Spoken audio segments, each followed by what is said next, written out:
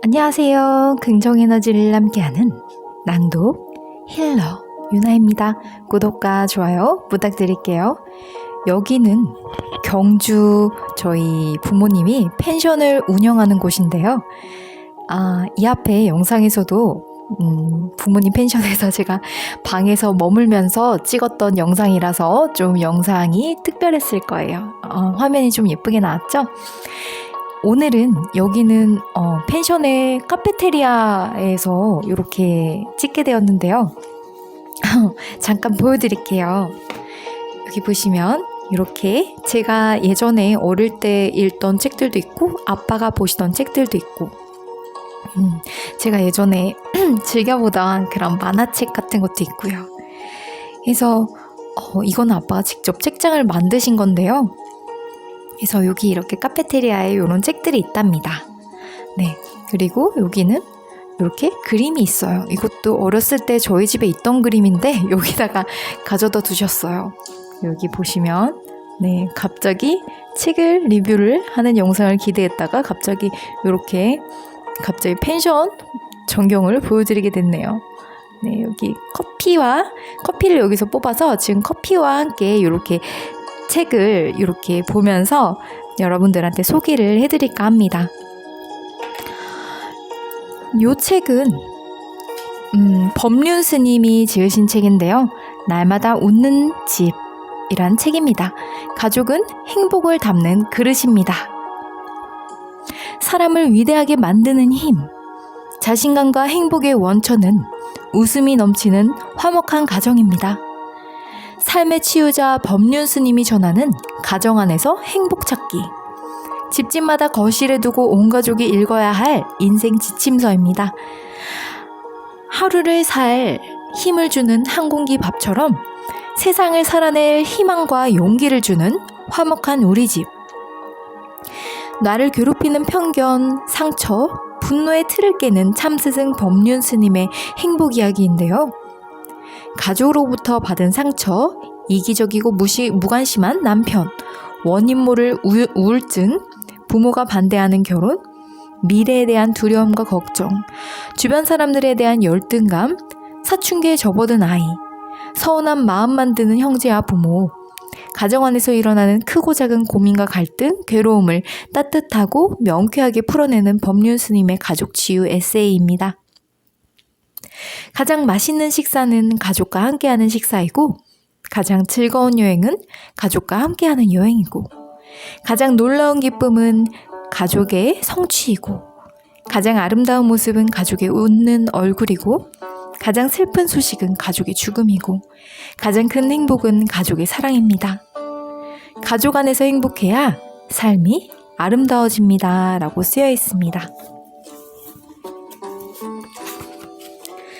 앞에 들어가며 부분을 한번 읽어보도록 하겠습니다.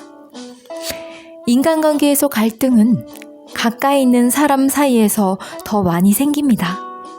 그 사람 성격이 나빠서 갈등이 생기는 게 아니라 그 사람이 내 가까이 있기 때문에 갈등이 생기는 것입니다. 왜일까요? 왜 나와 가장 가까이 있어서 사랑과 힘을 나누어야 할 가족, 친구, 동료와 갈등을 빚게 될까요? 왜 행복을 함께 누려야 할 가족과 다투게 될까요? 사람에게는 누구나 다 자기 중심성이 있습니다. 이 세상 모든 사람이 그렇습니다. 이것은 인간이 갖고 있는 하나의 특징입니다. 자기 중심성이란 사물을 인식할 때 자기를 기준에 놓고 인식하는 것입니다. 우리가 앞뒤 좌우를 말할 때 실제 공간상에 앞이 있고 뒤가 있고 좌가 있고 우가 있는 것이 아닙니다. 다만 자신의 기준으로 한 앞과 뒤, 좌와 우가 있다고 인식할 뿐. 그러니까 나는 내 기준에서 세상을 인식하고, 아내는 아내 기준에서, 남편은 남편 기준에서, 부모님은 부모님 기준에서, 자식은 자식의 기준에서 세상을 인식하는 것이 자연스럽습니다. 우리는 살면서 옳으니 그르니, 맞니 틀리니, 빠르니 늦니 하는 분별을 늘 합니다. 그런 분별의 기준은 자신입니다. 상대방도 자기 기준에 따라 분별합니다. 이때 인식의 기준이 서로 다르니 분별이 서로 다를 수밖에 없어 갈등이 생깁니다. 이럴 때 빠르고 더딘 게 본래 있는 게 아니고 빠르다느니 더디다느니 하는 분별을 자기가 일으키고 있음을 알면 분별은 일어나더라도 고집을 하지 않게 되므로 갈등은 해소됩니다. 하지만 우리는 내 기준만에 고집할 뿐만 아니라 상대에게 자신이 원하는 모습을 강요하기 때문에 갈등이 심화됩니다. 그래서 가까이 있는 가족과 갈등을 빚게 되는 것입니다. 대부분 내 배우자가, 내 부모가, 내 아이가 이랬으면 좋겠다, 저렇게 해주었으면 좋겠다, 앞으로 이렇게 됐으면 좋겠다라는 기대가 있습니다. 내가 기대하는 상대와 실제 하는 상대는 같지 않습니다. 그 간격이 멀어지면 멀어질수록 갈등이 심화됩니다. 하는 꼴이 다 꼴보기 싫습니다. 남편이 보기에 아내는 게으르고 아내가 보기에 남편은 술만 마시고 늦게 들어오고 부모가 보기에 아이는 공부를 안 합니다. 그래서 미워하게 됩니다. 내가 그리고 있는 상대가 이래야 된다고 하는 것은 허상입니다. 그러니 현실의 상대를 가족에 있는 모습 그대로 그런 모습을 인정하도록 노력해야 합니다. 많은 사람들이 가족과의 문제를 이야기합니다.